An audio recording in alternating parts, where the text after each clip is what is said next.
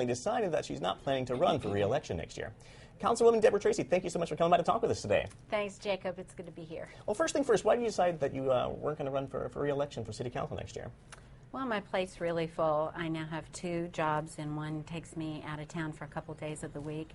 And that was not the case when I started. I wasn't employed at that time, so it's a full plate, and I'm ready to turn it over to someone else. Do you think that you'll want to continue in public service after you leave the City Council at some point?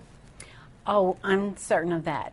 I'm certain of that. And my job, both of my jobs, really are public service jobs, so I enjoy that. So tell us a little bit about some of your proudest accomplishments that you achieved while you've been on Cape Girardeau City Council, and not that your City Council days are over, because you still have several more months while you're on the council. Right.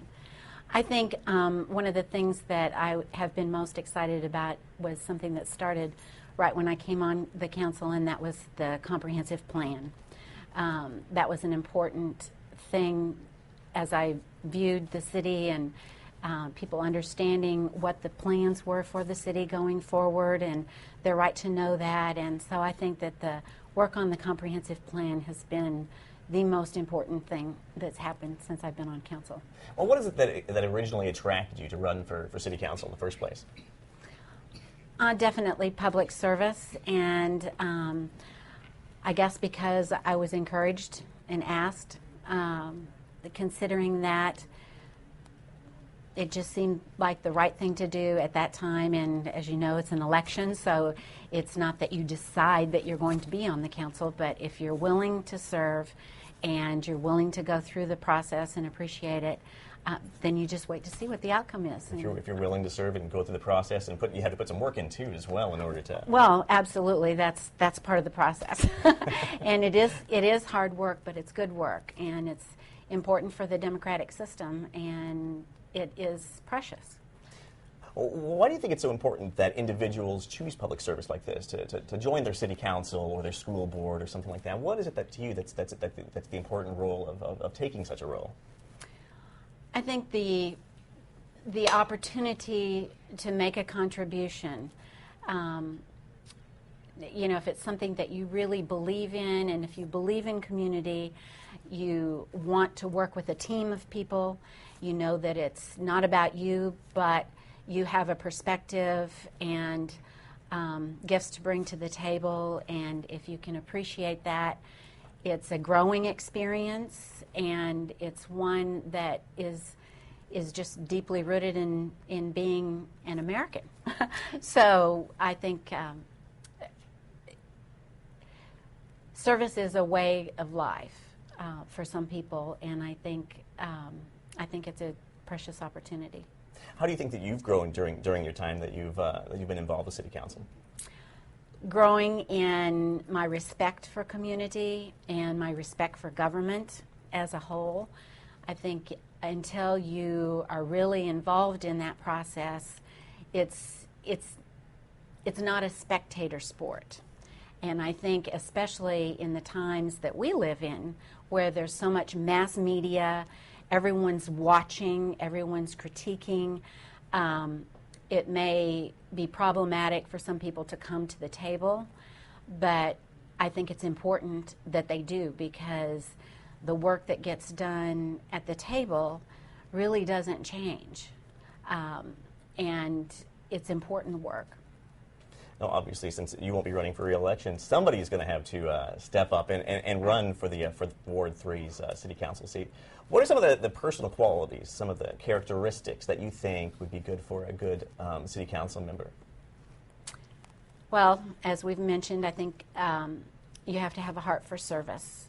You have to know that it's not about you. It's about a contribution, and that everyone has a contribution to make. So I think respectful of other people, good listening skills. It definitely will enhance your listening skills. And I think that probably the people that are used to being very active, that may be the most difficult part of the job, because if you've worked on advisory boards and things like that, or been in leadership positions, I think it's a place where you have to step back and you have to listen, because the process is there definitely for a purpose. Once you develop an ordinance, it stays for a long time, and it bears the contemplative process. So I think you have to slow down, back up, and listen well. You know, we've been talking a lot about community service and about the city council, and that's just one way that one can perform public service. But there are many nonprofit organizations in Cape Girardeau as well that people can get involved in to help improve their community as well. It's not only with city council. There are many opportunities for people that want to make their community a better place. That's right. That's right. There are so many different ways to be involved, and we live in a great community. I mean, there are a lot of options there. We have a lot of very gifted people that are very active, and what I found on council, one of the things that I really enjoyed the most, I think, is recognizing that we live in a community that's small enough that individuals really can be involved, and they do care, and they want to be involved if they can be enlisted and encouraged. So I think that's really important, because in order for democracy to be good, it has to have participation on all different levels.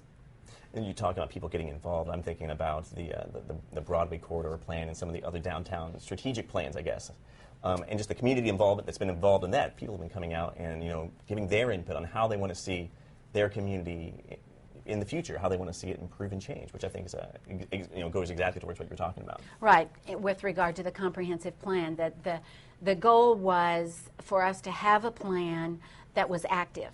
I mean, it didn't just lay on the shelf, but people could actually get involved with it and see where their interests might lie and find a way to become involved and develop a vision for who we want to be when we grow up. And as we go forward, the contribution that you make today really does make an impact for tomorrow. And so it's important to be mindful of that and involved in that, because then you have a sense of gratitude that goes a long ways. I love the city motto that says, this is the place where the river turns 1,000 tales, and there are tales to be told here. And what do you want to hear? What do you want to be involved in? And what do you want to be a part of? It's all about taking ownership in Absolutely. your community. Ownership and responsibility.